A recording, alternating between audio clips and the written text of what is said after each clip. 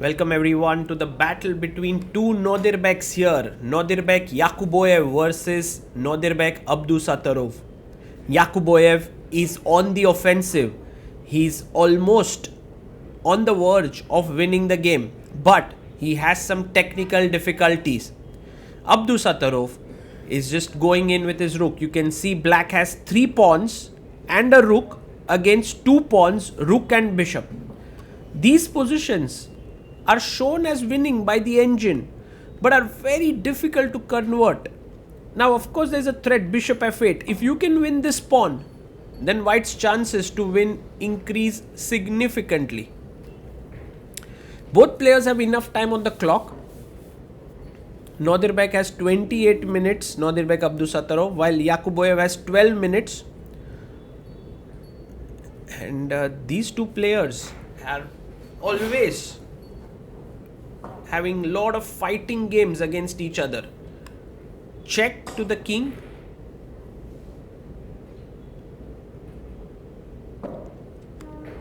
And white plays the king to d5. Another check here. You can already see the advantage is going down. A check would make the most sense. Yes, that's the move. And he plays his king to d7.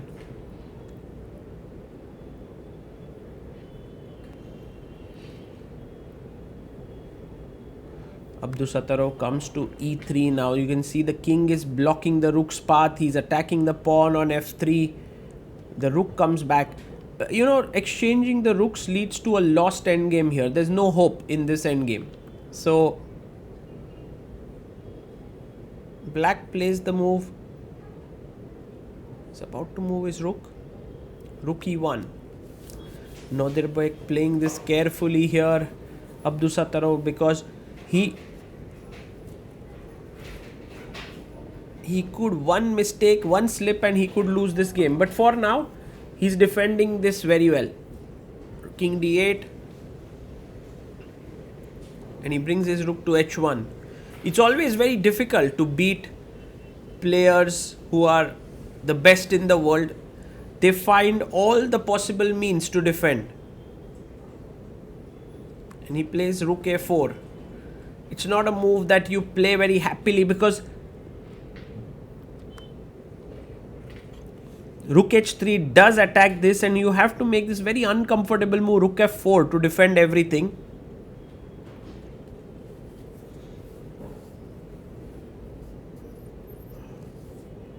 Which Yakubboev does play. He plays his rook to f4.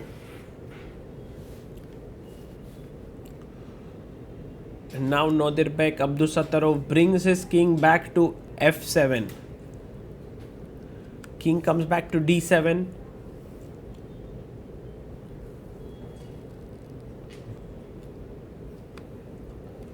And he brings his rook to h1.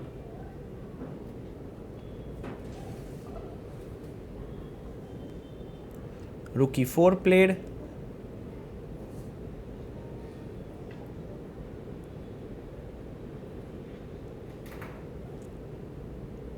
And now rook to h3.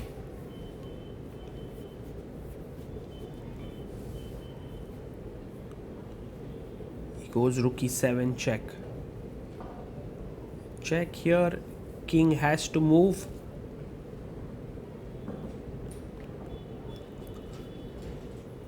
King g6 makes the most sense. He goes king g8, which is also fine. Rook check. King comes up to h7. And now he plays king e7. Well, haven't you just given up the pawn here on h4? He decides to take the f3 pawn, which is fine.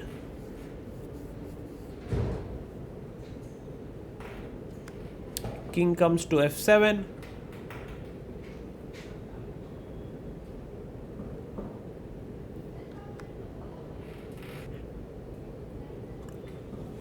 And the rook comes to attack the bishop. The bishop blocks here. Bishop e7. This is the weakness. White has managed to get close to it. But how do you create more attack? You can see how if rook g8 is played, just rook takes e7 and it's black who wins this game. So have to be very careful how you continue here.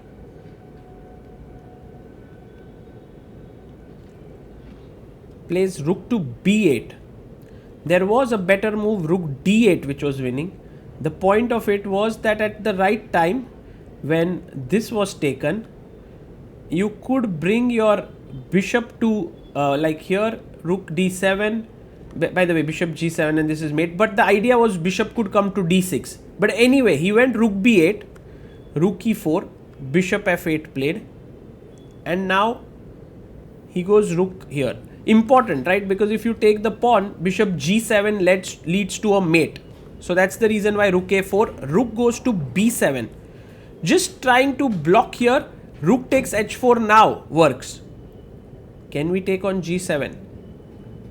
Yes, we can. And now you will realize if the rook was on d7 here, d8, d7, it would have been much better because you could go bishop f8 check, king back and bishop d6 here with the rook's support. But now he could not do that because rook would go back to a6 stopping rook d6. So h4 played. And this position already here what we have reached is a theoretical draw because it's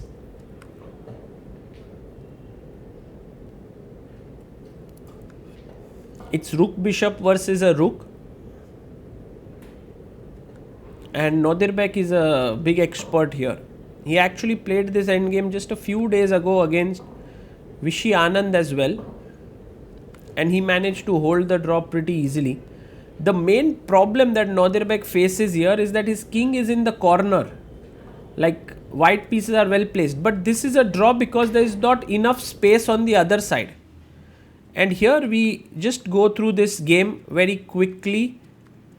Just so that you have an idea, like nothing much happened. Both players kept moving quickly and the position moved forward. And it seemed like it was heading towards a draw. There was nothing much to play for.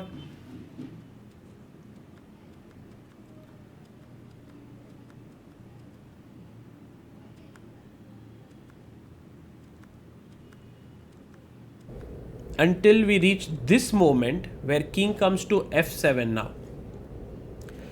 Rook a2 played. You can see Nodirbek being very careful. He's already played so many moves. We are closing in on the 50th move. Now bishop d4. Very important to play your rook to g2. Rook a3 is also fine. Rook a5 is also good. But he blunders with rook c2. And you can see Yakubboev comes in. And he's basically gotten a bit excited. The reason is after king f6, there's a big problem now. He finds it. King f6 is on the board. And the main point is if king h6, there is here. And then bishop e3 is coming with a check. So he goes king g8. Now check, king h7, and the most unbelievable thing here is that after king f5, you can see he's a bit confused here, it's a forced mate on h8, there's no check on f2. Nodirbek goes to check whether 50 moves are done. And now just lies down in his chair, stops and resigns the game. Incredible finish. Yakubboev apologizes there for this. What a finish that was. If even rook was on g2, then he could have gone rook g8 to prevent this. But as things stand, Nodirbek makes a blunder in almost the 7th hour of the game and goes away. Yakubboev wins, Nodirbek Abdusattorov loses, And what a finish this was between these two fighters.